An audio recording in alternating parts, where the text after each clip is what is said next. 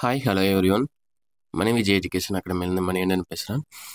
நான் ரொம்ப நாள் கரமிச்சு வந்து ஊற்றினா அந்த வீடியோ போடுறேன். ஸோ சரியாக நான் ஒர்க்கு இருந்தங்காட்டி வந்து ஊற்றினா என்னால் வீடியோ போட முடியல. ஸோ இந்த வீடியோவில் நம்ம என்ன பார்க்குறோம் அப்படின்னா, இந்த டிராகன் படம் வந்து ஊற்றினா கிளைமேக்ஸில் ஒரு சீன் இருக்குன்னு தெரியுமா? அந்த கிளைமேக்ஸில் வந்து ரிசல்ட்டை மாற்றிருப்பாங்க. மீன்ஸ் அவன் அந்த பையன் வந்து பேப்பர் சேஸ் பண்ணி ரிசல்ட்டை மாற்றிருப்பாங்க. அந்த மாதிரி என் லைஃப்பில் நடந்தது. ஓகேங்களா? அதில் பாதிக்கப்பட்ட விக்டிம் தான் நான். ஓகேவா? நான் பேப்பர் சேஸ் பண்ணி மாற்றல. அதில் நடந்தது வந்து பார்த்தீங்கன்னா, நான் உங்ககிட்ட நான் வந்து ஷேர் பண்ணணும்னு நான் நினச்சேன். அந்த படத்தில் வர கிளைமேக்ஸ் பார்த்ததுமே நான் நினச்சேன்.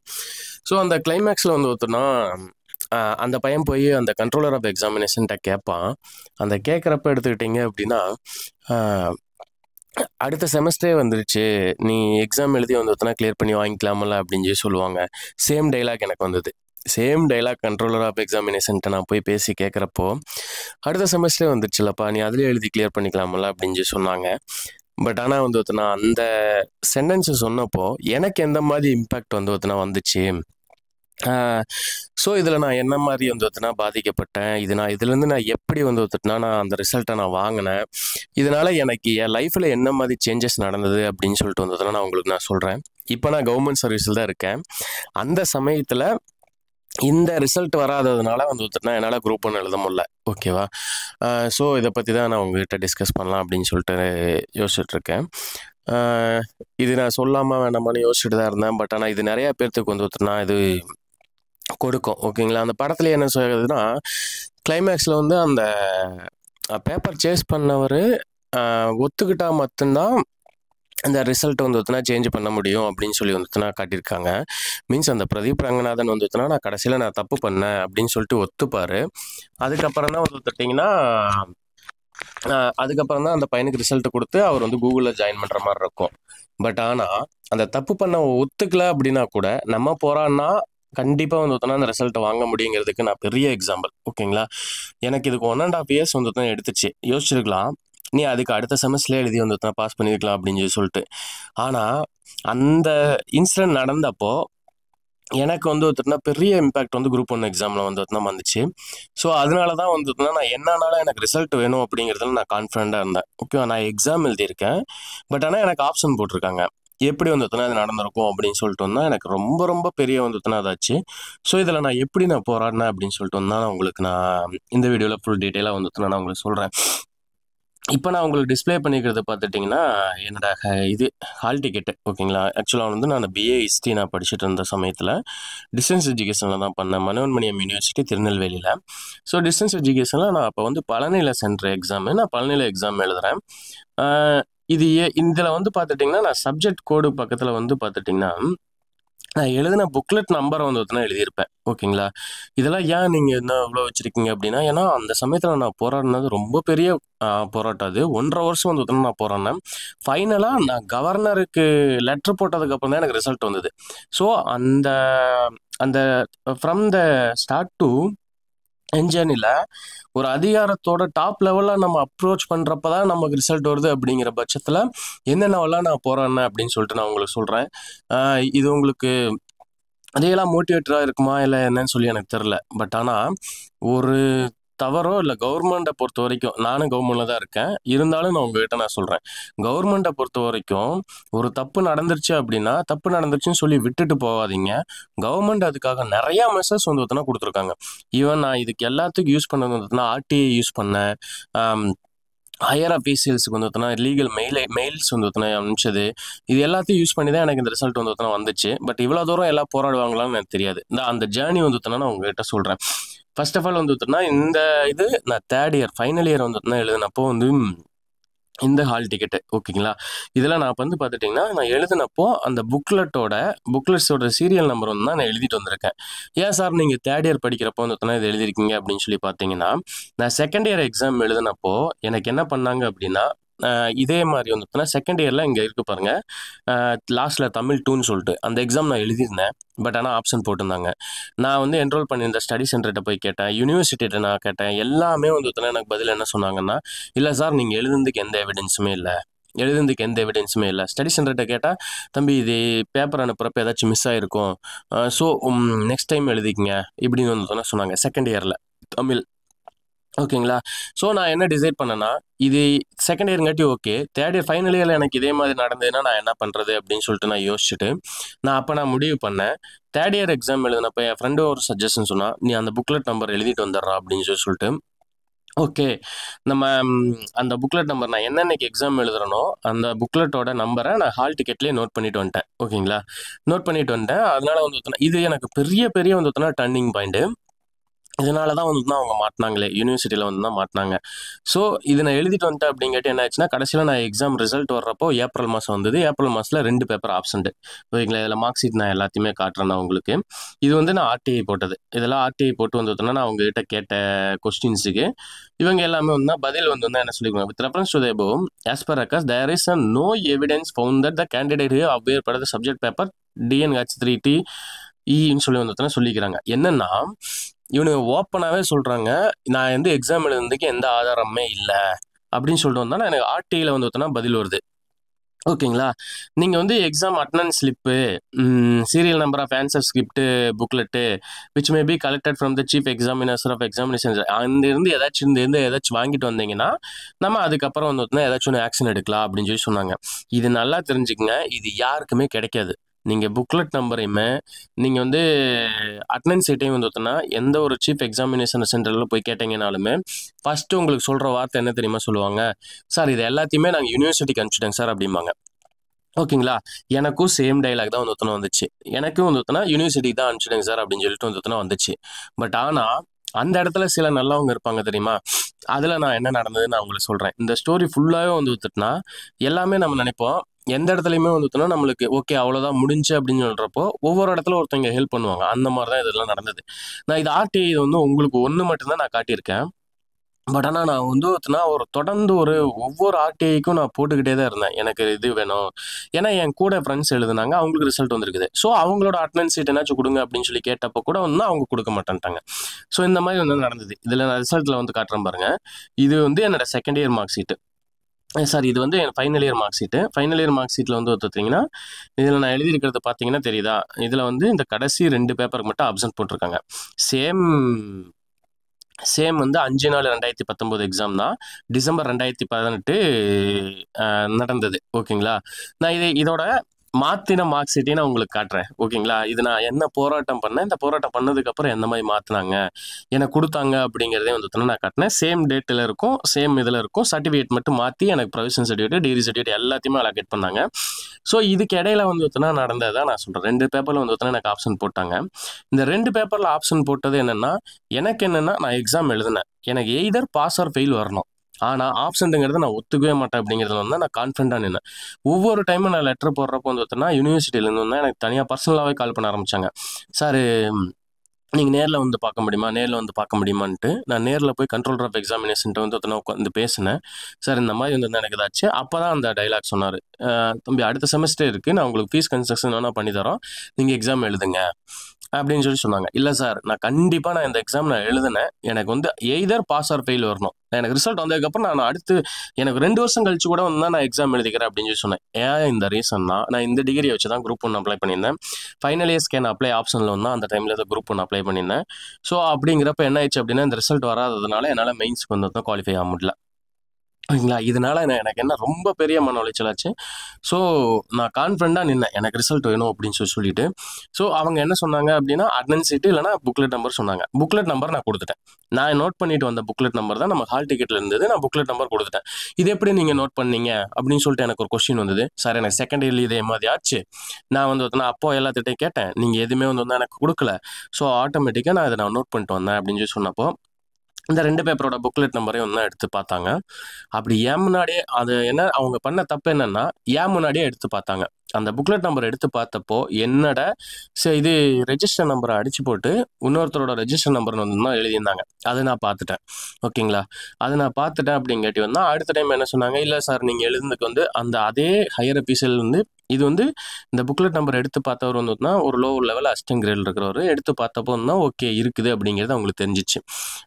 ஸோ நெக்ஸ்ட் வந்து பார்த்தீங்கன்னா நான் ஹையர் ஆஃபீஸர்கிட்ட போகிறப்ப இல்லைப்பா நீங்கள் எழுதுனதுக்கான எந்த எவிடன்ஸும் இல்லை அப்படின்னு வந்து பார்த்தீங்கன்னா என்கிட்ட முடிச்சாங்க. ஸோ நான் அதுக்கப்புறம் நான் விடலை. நான் அதுக்கப்புறம் எக்ஸாம் எழுதின சென்டருக்கு போனேன். அந்த பிரின்ஸிபல்கிட்ட நான் உட்காந்து பேசினேன். சார் இல்லை அவர் வந்து என்ன சொல்லிட்டாருன்னா, சார் அட்டனன்ஸ் ஷீட் வந்து எல்லாமே அனுப்பிச்சிருப்பாங்க அப்படின்ட்டாங்க. சார் இல்லை சார் எனக்கு இது ரொம்ப இம்பார்ட்டன்ட் சார், எனக்கு கண்டிப்பாக வேணும், ஏதாச்சும் ஒரு ஃபேவர் பண்ணுங்க அப்படின்னு சொல்லி நான் கேட்டேன். அவர் யூனிவர்சிட்டி கிட்ட இருந்து பேசி அவர் ஒரு டம்மி ஜெராக்ஸ் காப்பி மாதிரி வந்து வச்சுருந்துருப்பாங்க போல். அவங்க வந்து என்ன சொன்னார், தம்பி நீங்கள் உண்மையாலுமே எக்ஸாம் எழுதியிருந்தா நான் உங்களுக்கு சப்போர்ட் பண்ணுறேன், நான் கண்டிப்பாக நான் உங்களுக்கு அனுப்பிச்சிட்றேன் அப்படின்னு சொல்லி சொன்னாங்க. அந்த டைம் ஆஃப் இது இந்த ரிசல்ட் டைமில் வந்து நான் சென்னையில் இருந்தேன். நீங்கள் கிளம்புங்க, நான் உங்களுக்கு வந்து ஒருத்தட்டுனா நான் இது ஹெச்ஓடிகிட்ட சொல்லி ஸ்கேன் பண்ணி நான் உங்களுக்கு அனுப்ப சொல்கிறேன் அப்படின்னு சொல்லி வந்து தான் சொல்லிட்டாரு. ஓகே சார், தேங்க்யூ சார் அப்படின்னு சொல்லி சொல்லிட்டேன். நீ கண்டிப்பாக எக்ஸாம் எழுதிருக்கீங்களா அப்படின்னு. சார் கண்டிப்பாக எக்ஸாம் எழுதுனங்க சார் அப்படின்னு சொல்லி சொன்னேன். அவர் அட்டனன்ஸ் ஷீட்டை எனக்கு ஸ்கேன் பண்ணி அனுப்பிச்சாரு. அதில் அதுதான் வந்து எனக்கு கிடைச்ச வந்து ரொம்ப பெரிய எவிடன்ஸ். ஓகேங்களா, இந்த எவிடன்ஸ் சிக்கினதுக்கு அப்புறம் தான் அவங்களால எதுவுமே பேச முடியல. யூனிவர்சிட்டியில் அட்டனன்ஸ் ஷீட்டு இருக்குது, அட்டனன்ஸ் ஷீட்டில் நான் சைன் பண்ணியிருக்கேன், அந்த அன்னைக்கு எக்ஸாம் எழுதியிருக்கேன். ஸோ நான் கிளைம் பண்ணுறது எனக்கு பாஸ் ஆர் ஃபெயில், எனக்கு ரிசல்ட் வேணும்ட்டேன். ஒன்றுமே பண்ண முடியல யூனிவர்சிட்டியில். அதுக்கப்புறம் கூப்பிட்டு பேசினாங்க, இல்லை தம்பி அடுத்து எழுதிக்கங்க, ஏன்னா இதில் ஒரு ஸ்கேம் நடந்திருக்கு. இந்த ஸ்கேமில் வந்து பார்த்தோம்னா எனக்கு பதிலாக வேற அவங்களோட இதை வந்து பார்த்தோம்னா மாற்றி நம்பரை மாற்றி வந்துட்டுனா ஸ்கேம் பண்ணிட்டாங்க. ஸோ அதனால வந்து தான் என்கிட்ட டீல் பேசினாங்க. நான் எதுக்குமே ஒத்துக்கல. எனக்கு வந்து ரிசல்ட் வேணுங்க சார் அப்படிங்கிறதுல மட்டும் கான்ஃபிடண்ட்டாக இருந்தேன். ஸோ எனக்கு ரிசல்ட் வந்தால் தான் வந்து நான் இது வந்து நான் விட போகிறதா இருக்கிறேன் அப்படின்னு சொல்லி சொன்னேன். ஸோ அதுக்கடுத்து என்ன பண்ணாங்க அப்படின்னா, இது வந்து என்னோட செகண்ட் இயர் மார்க் ஷீட்டு. இப்போ நான் உங்களுக்கு காட்டுறேன் பார்த்தீங்களா, இந்த செகண்ட் இயர் மார்க் ஷீட்டு இதில் தான் பாருங்கள், தமிழ் 2ல் வந்து தான் ஆப்ஷன் போட்டிருப்பாங்க. இதனால தான் நான் வந்து ஒத்துட்டுனா நான் அடுத்த இதில் வந்து மார்க் ஷீட் வந்து நோட் பண்ண வந்துருந்தேன்.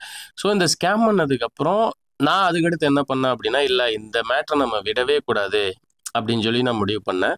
ஸோ இந்த மேட்ரு வந்து யூனிவர்சிட்டியோட சான்சலர் அப்படிங்கிறது கவர்னர் தான். ஓகேங்களா, so governor secretary, higher education secretary, plus வந்து higher education ministry, controller of examination, register of இது யூனிவர்சிட்டி, இவங்க எல்லாத்துக்குமே வந்து கவர்னருக்கு அனுப்பிச்ச லெட்டர் காப்பி டூ போட்டு அனுப்பிச்சேன். காப்பி டூ போட்டு அனுப்பிச்சு ப்ளஸ் வந்து கவர்னர் ஆஃபீஸ்லேருந்து லெட்டர் ஃபார்வர்ட் ஆச்சு. கவர்னர் ஆஃபீஸ்லேருந்து லெட்டர் ஃபார்வர்ட் ஆனதையுமே எனக்கு கூப்பிட்டு பேசினாங்க. கூப்பிட்டு பேசிட்டு சரி கமிட்டி போட்டிருக்கேன் அந்த நீங்கள் வந்து என்கொயரி அட்டன் பண்ணுங்க அப்படின்ட்டாங்க. அந்த என்கொயரி அட்டன் பண்ணுங்கன்னு சொன்னேன். ஓகே அப்படின்னு சொல்லி சொல்லிட்டேன். எனக்கு என்னன்னா நான் எக்ஸாம் எழுதியிருக்கேன், எனக்கு ரிசல்ட் வேணும், நான் அதனால வந்து நான் கண்டிப்பாக நான் அட்டன் பண்ணுறேன்னு சொல்லி சொல்லிட்டேன். 5 பேர் வந்து எனக்கு என்கொயரி பண்ணாங்க அந்த சமயத்தில். அந்த சமயத்தில் என்கொயரி பண்ணப்போ தான் ஒரு psychologist, history department HOD, controller of examination, registrar, இன்னொருத்தர் இருந்தார். இந்த 5 பேருமே என்னை வந்து என்னென்னமோ கேள்வி கேட்டாங்க. சைக்காலஜிஸ்டில் என்னென்னமோ கேள்வி கேட்டார். ஜஸ்ட் அந்த எக்ஸ்பீரியன்ஸ் எனக்கு ரொம்ப ரொம்ப புதுசாக இருந்தது. ஓகேங்களா, ஜஸ்ட் நான் பதட்டமாக வரேன்னா அதில் என்னென்னமோ கேள்வி கேட்டாங்க. எனக்கு சப்ஜெக்ட் பேர் கூட கேட்டாங்க, எனக்கு தெரியல சார் அப்படின்ட்டு. ஏன்னா ஆக்சுவலாக நான் 1 இயருக்கு முன்னாடி நான் எழுதின சப்ஜெக்ட்டு எனக்கு சரியாக ஞாபகம் இல்லை சார் அப்படின்னாங்க. என் பேப்பரை காட்டினாங்க. அதுக்கப்புறம் என் பேப்பரை காட்டினாங்க. இது நீங்கள் தான் எழுதுனீங்களா? ஆமாங்க சார், நான் கண்டிப்பாக நான் தான் எழுதுனேன் அப்படின்னு சொல்லி சொன்னேன். இது உங்கள் ஹேண்ட் ரைட்டிங் தானே அப்படின்னு சொல்லி சொன்னாங்க. எஸ் ஆமாங்க சார் அப்படின்னு சொல்லி சொன்னேன். ஹேண்ட் ரைட்டிங் டெஸ்ட் எடுத்தாங்க. நான் உட்காந்து ஹேண்ட் ரைட்டிங் நான் எழுதி கொடுத்தேன். சார் இது என் ஹேண்ட் ரைட்டிங் தான் சொல்லிட்டு வந்தால் நான் ஹேண்ட் ரைட்டிங்கை எனக்கு அப்போ வந்து ஒத்துட்டிங்கன்னா ஒரு 1/2 மணி நேரம் கொடுத்தாங்க. 1/2 மணி நேரம் கொடுத்துட்டு ஒரு 3 பேஜ் 4 பேஜ் எழுத சொன்னாங்க. அந்த 4 பேஜ் நான் எழுதினேன். 4 பேஜ் உட்காந்து எழுதி நான் அதுக்கப்புறம் அந்த கமிட்டிகிட்ட சப்மிட் பண்ணேன். என்கொயரி வந்து எனக்கு ஆல்மோஸ்ட் ஒரு 1/2 hour to 45 minutes வந்து தான் போச்சு. நிறையா பேசினாங்க. இது எப்படி நடந்திருக்குன்னு நீங்கள் நினைக்கிறீங்க அப்படின்னு சொல்லி. சென்ட்ரலில் தான் வந்து மாற்றிட்டாங்க அதுன்னு சொல்லி சொன்னாங்க. சார் கண்டிப்பாக நான் சொல்கிறேன், சென்ட்ரல் இது நடக்கலை. நான் அப்படியே ஓப்பனாக சொன்னேன் கமிட்டிகிட்ட. கண்டிப்பாக இது சென்ட்ரலில் நடக்கலை சார். சென்ட்ரலில் நடந்திருந்தால் எனக்கு வந்து அட்டெண்டன்ஸ் ஷீட் கொடுக்க மாட்டாங்க. ஸோ இது இங்கே யூனிவர்சிட்டியில் சேஞ்சஸ் நடந்திருக்கு சார் அப்படின்னு சொல்லி நான் ஃபீல் பண்ணுறேன் அப்படின்னு சொல்லி சொல்கிறேன்.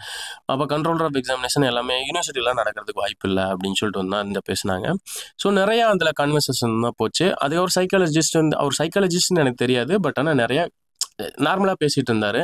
என்ன படிக்கிறீங்க, எதுக்காக இது போட்டிருக்கீங்க, என்ன இது எக்ஸாம் வந்து எப்படி இருக்குது என்னன்னு சொல்லிட்டு இந்த மாதிரிலாம் நார்மலாக பேசிகிட்டு இருந்தார். பேசிட்டு கடைசியாக எல்லாமே முடிச்சதுக்கப்புறம் சைக்காலஜிஸ்ட் மட்டும் பேசினார். அப்போ தான் வந்துட்டுனா ரெஜிஸ்டர் வந்து சொன்னார், இவர் யாருன்னு தெரியுமா அப்படின்னு சொல்லிட்டு. எனக்கு தெரியாது சார் அப்படின்னு சொல்லி சொன்னேன். லீடிங் சைக்காலஜிஸ்ட் இன் தமிழ்நாடு அப்படின்னு சொல்லிட்டு அதுக்கப்புறம் அவர் எல்லாமே பேசினார். உனக்கு இன்னும் 1 மாதத்தில் எல்லா சர்டிஃபிகேட்டும் வந்துடும். அப்போவே சொல்லிட்டாரு. அந்த கமிட்டி ரிசல்ட் முடிச்சதையுமே இந்த ஒரு ஒரு 45 மினிட்ஸ் வந்து என்கொயரியில் முடிச்சிட்டாங்க. முடிச்சுட்டு 1 மாதத்தில் எல்லா சர்டிஃபிகேட்டும் நான் உனக்கு ப்ரொடியூஸ் பண்ண சொல்கிறேன், ஓகேங்களா, எல்லா சர்டிஃபிகேட் வந்துடும், நீங்கள் கிளம்புங்க அப்படின்னாங்க. நான் அப்போ கிளம்பி வந்தேன். எனக்கு ஒரு ஆல்மோஸ்ட் வந்துட்டுனா ஒரு 4-5 டைம் நான் யூனிவர்சிட்டி போயிருப்பேன், சென்னை டு திருநெல்வேலி. ஒரு 4-5 டைம் மேலேயே இருக்கும். நான் இத்தனை போராட்டத்துக்கு எனக்கு 1.5 இயர்ஸ் எடுத்தது. அதே இது பார்த்தீங்கன்னா third year mark sheet same 5/4/2019 release ஆனது. December 2018 exam. எந்த வித சேஞ்சஸும் இல்லாமல் என்னோட மார்க் கடைசியில் பாருங்கள், மார்க் ஷீட்டில் ஆப்சண்ட்னு இருக்கும். இதே மார்க் ஷீட்டில் 54 58ன்னு போட்டு நான் இதே டிசம்பர் 18 நான் பாஸ் பண்ணேன்னு சொல்லி போட்டு நான் சர்டிஃபிகேட் வாங்கினேன், ஓகேங்களா.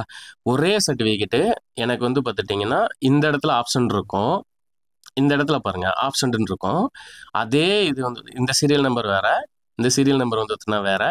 அதே இதில் எனக்கு புது சர்டிஃபிகேட் வந்து என்கொயரி எல்லாம் முடித்து எனக்கு புது சர்டிஃபிகேட்டில் வந்து பார்த்துட்டிங்கன்னா எனக்கு பாஸ்ன்னு போட்டு இது இந்த சர்டிஃபிகேட் வந்துட்டுனா வேறு, ஓகேங்களா. இந்த சர்டிஃபிகேட் வந்துன்னா வேறு எனக்கு போட்டு வந்தால் பாஸ்ன்னு போட்டு இது பாஸ்ன்னு போட்டு வந்து எனக்கு சர்டிஃபிகேட் கொடுத்தாங்க. அதுக்கப்புறம் தான் நான் யூனிவர்சிட்டியில் வந்து இந்த மேட்டரை பற்றி நான் கேட்டேன். இது ஸ்கேம் பண்ணியிருக்காங்க அப்படின்னு சொல்லி தெரிஞ்சுது. ஸோ என்னோட நம்பர் அடிச்சுட்டு நாகர்கோவில் சென்ட்ரல் இருந்த ஒரு நம்பரை போட்டு அவங்களுக்கு ரிசல்ட் கொடுத்துருக்காங்க. எனக்கு நடந்த என்கொயரிக்கு முன்னாடி அவருக்கு என்கொயரி நடந்திருக்குன்னு எனக்கு அதுக்கப்புறம் தான் தெரியும். பட் ஆனால் எனக்கு தனித்தனியாக தான் இன்டர்வியூ பண்ணாங்க. எனக்கு யாருன்னு கூட தெரில, அதை ஸ்கேன் பண்ணவர் யாருன்னு கூட தெரில. இது யூனிவர்சிட்டியில் இருக்க ஒரு 4-5 ஸ்டாஃப்ஸ் மூலமாக தான் நடந்திருக்கு அப்படின்னு சொல்லி போட்டு அந்த யூனிவர்சிட்டியில் இருந்த 4-5 ஸ்டாஃப் 4 பேரும் நம்ம வந்து தான் சஸ்பெண்ட் பண்ணாங்க. இது எனக்கு எக்ஸாக்டாக தெரில. 4 பேர் சஸ்பெண்ட் பண்ணாங்க. அந்த கவுண்ட் எனக்கு எக்ஸாக்டாக தெரில, ஆனால் சஸ்பெண்ட் பண்ணாங்க. யூனிவர்சிட்டியில் வந்து மனோன்மணியம் சுந்தரனார் யூனிவர்சிட்டி வந்து ஆக்ஷன் எடுத்தாங்க. ஸோ இதுலேருந்து நான் என்ன சொல்கிறேன் அப்படின்னா, இது என் லைஃப்பில் நடந்தது வந்துட்டுனா அந்த படத்தில் பார்க்குறப்ப சரி ஓகே இது சொல்லணும்னு தோணுச்சு. ஸோ நமக்குன்னு ஒரு மீடியம் இருக்குது. ஏன்னா என் ஃப்ரெண்ட்ஸ் நிறைய பேருக்கு தெரியும். இது நிறைய பேர் என்கிட்ட சொன்னாங்க, ஏன்டா இவ்வளோ தூரம் போய் போகிறாரு, அடுத்த செமஸ்டர் எழுதிடலாமல்ல அப்படின்ட்டு. பட் ஆனால் அந்த சமயத்தில் எனக்கு குரூப் ஆன்ல இம்பேக்ட் பண்ணங்காட்டி எனக்கு இது விட தோணலை. இது எப்படி வந்துட்டுனா இது சொல்லலாம், இது ஒரு டைம் நடந்திருந்தா கூட பிரச்சனை இல்லை. எனக்கு செகண்ட் இயர்லேயும் நடந்திருக்கு, தேர்ட் இயர்லேயும் இதே தான் நடந்திருக்கு. இது எவனுமே கேட்கல அப்படின்னா வந்து வந்துட்டினா அவங்க மீண்டும் மீண்டும் இதே தானே பண்ணிக்கிட்டே இருப்பாங்க. இன்னைக்கு நான் ஒருத்தன் கேட்டிருக்கேன் அப்படிங்கேட்டி வந்துட்டுனா 1.5 வருஷமா நான் அது போராடினாச்சும் எனக்கு அது ரிசல்ட் வந்துருச்சு. நான் கேட்டிருக்கேன் அப்படிங்கிற பயத்துலனாச்சும் அடுத்த டைம் அவங்க பண்ண மாட்டாங்கல்ல. ஏன்னா இது எல்லாத்துக்கும் தெரியுமில்ல. இதுக்கு நான் எல்லாத்துக்கும் யூஸ் பண்ணது ஒன்றுமே இல்லை, ஆர்டிஐ தான். இதுவும் கவர்மெண்ட் கொண்டு வந்தது தான். இந்த கவர்மெண்ட் கொண்டு வந்த ஸ்கீம்ஸை கவர்மெண்டோக்கே வந்துட்டுனா யூஸ் பண்ணீங்க அப்படின்னாவே ஒன்றுமே பண்ண முடியாது. எவ்வளோ பெரிய அதிகாரத்தில் இருக்கிறவங்களையும் வந்து உங்களால் அசைச்சு பார்க்க முடியும். நீங்கள் கரெக்டாக இருந்தால், நீங்கள் நேர்மையாக இருந்தால், ஓகேங்களா. நீங்கள் வந்து வந்துட்டிங்கன்னா நான் பர்ஃபெக்டாக அந்த இடத்துல வந்து வந்துட்டுனா நான் இது பண்ணது, நான் எழுதுனேன், எனக்கு ரிசல்ட் வேணும், இவ்வளோதான். இதில் நான் வந்து மாற்றமே இல்லை. நான் எழுதுனதுக்கு எனக்கு ரிசல்ட் வேணும் அப்படிங்கிறதுல மட்டும் ஸ்ட்ராங்காக இருந்தேன். அதனால எனக்கு அங்கே ரிசல்ட் கிடைச்சிது, ஓகேங்களா. 2 பேப்பரில் ஆப்ஷன் போட்டிருந்தாங்க, 2 பேப்பரும் வந்துட்டுனா எனக்கு அதில் வந்து கிடைச்சிது. பட் ஆனால் அதோட இம்பாக்டே எனக்கு அந்த அன்னைக்கு குரூப் 1 எழுத முடியல. மீன்ஸ் அந்த குரூப் 1 எக்ஸாமுக்கு வந்து இந்த டிகிரியை வச்சு நான் போட்டிருந்தேன். அந்த ஃபைனல் இயர் ஸ்கேன் அப்ளை ஆப்ஷனில் நான் போட்டிருந்தேன்.